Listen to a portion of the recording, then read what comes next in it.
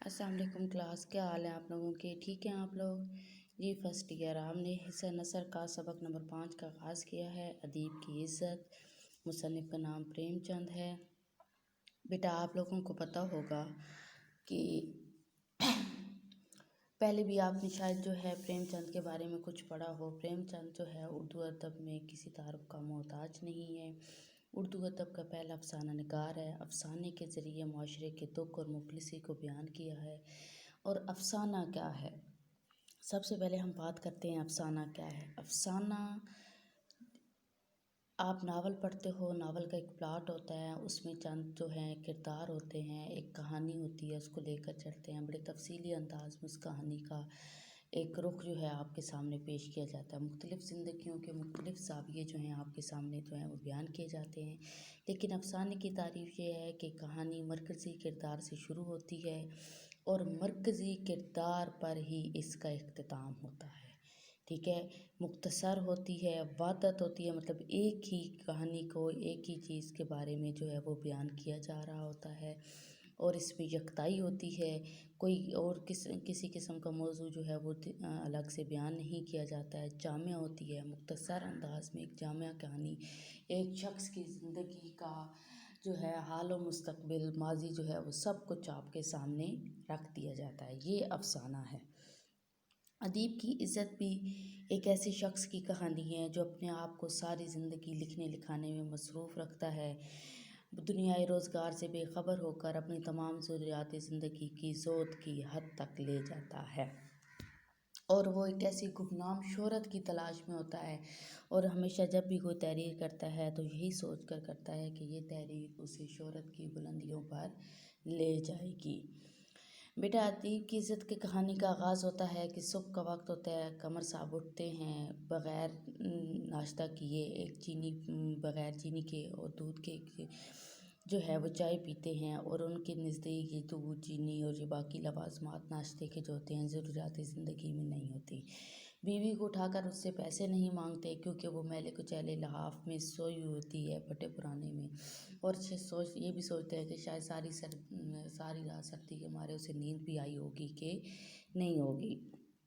چائے پی کر قلم سنبھال لیتے ہیں، لکھنے لکھانے میں اپنے آپ کو مصروف کرتے ہیں۔ بیوی کے ساتھ ان کا پھر ایک جب وہ اٹھتی ہیں اور وہ کا سوال کرتی ہیں کہ آپ چائے پی چکے ہیں، تو کہتے ہیں ہاں بہت اچھی بنی ہوئی تھی۔ وہ کہتے ہیں کہ وہ پوچھتی ہے کہ دودھ اور چینی کہاں سے لائے، تو کہتے ہیں کہ آج کل سادہ چائے بھی اچھی معلوم ہوتی ہے۔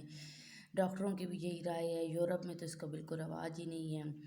پھر اس کی بیوی کو یہ ہوتا ہے کہ نہ جانے سے پھیکی کر چائے پائے جو ہے وہ کیوں اچھی لگتی ہے، پیسے لے لیتے جو ہے۔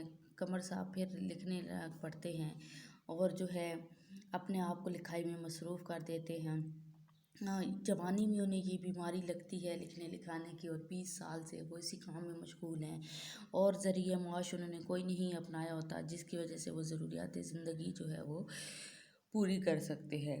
کسی کا اور کسب معاش کی طرف وہ توجہ ہی نہیں دیتے، بیمار اسی وجہ سے ان کا جسم بھی اسی جو ہے گھل جاتا ہے۔ جب انسان کے وجود کو تمام تر ضروریات زندگی میسر نہ ہوں، غذائی ضروریات میسر نہ ہوں، تو انسان دن بہ دن جو ہے کمزور تر ہوتا جاتا ہے۔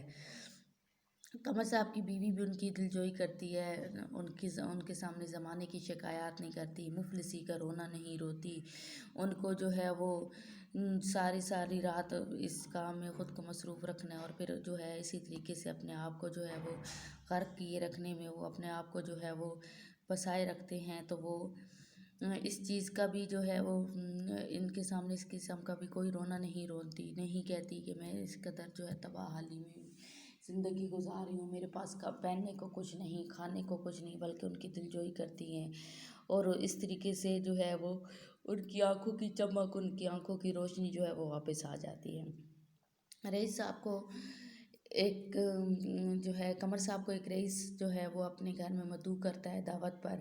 سارا دن وہ اپنے آپ کو ان خیالات میں محو رکھتا ہے کہ ایک علاقے کے ایک رئیس نے مجھے بلایا، آخر میری کچھ تو قدر و قیمت ہے، کچھ تو میری اہمیت ہے، لوگ تو میرے کام کو مانتے ہیں، تو تبھی جا کر جو ہے وہ میری اتنی قدر و قیمت بڑھی ہے، اور میں جو ہے وہ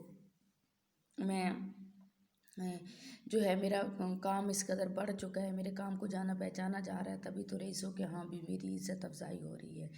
اس کی جو بیوی ہوتی ہے سکینہ، وہ اس کو انتہائی مطمئن لہجے میں دانشمندانہ طریقے سے منع کرتی ہے کہ نہ تو ہمارے پاس پہننے کے لیے کوئی اچھا کپڑا ہے، نہ ہمارے پاس جو ہے وہ ڈھنگ کا کوئی جو ہے وہ کپڑا جوتا ہے، نہ ہمارے پاس جو ہے وہ کچھ ایسا، ہمارے پاس ان کی دعوتوں میں جانے کے لیے وہ جو باقی لوازمات ہوتے ہیں وہ ہیں، تو پھر ہم کیوں کر ان کی دعوتوں میں جائیں؟ یا اور نہ ہمارے جانے سے ان کی دعوتوں کی رونق بڑھنی ہے، نہ ہمارے نہ جانے سے ان کی دعوتوں کی رونق جو ہے وہ کم ہونی ہے۔ ان کی جو اغراض و مقاصد ہیں نا عمرا کے رئیسا کے، وہ وہیں پر رہیں گے، اور ہمیں اچھا ہے کہ ہمارے لیے ہمارا یہ جو جھونپڑا ہے یہی ہمارے لیے بہتر ہے، اور ہم اسی میں جو ہے وہ جو ہے اپنے آپ کو اپنے آپ کو اسی میں مصروف رکھیں، اور اسی کو اپنی جنت سمجھے تو بہتر ہے۔ بیٹا یہ ایک افسانہ ہے، میں اس کا ایک پارٹ آپ کے سامنے بیان کیا، انشاءاللہ تعالیٰ اگلا پارٹ آپ کے سامنے نیکسٹ لیکچر میں بیان کروں گی۔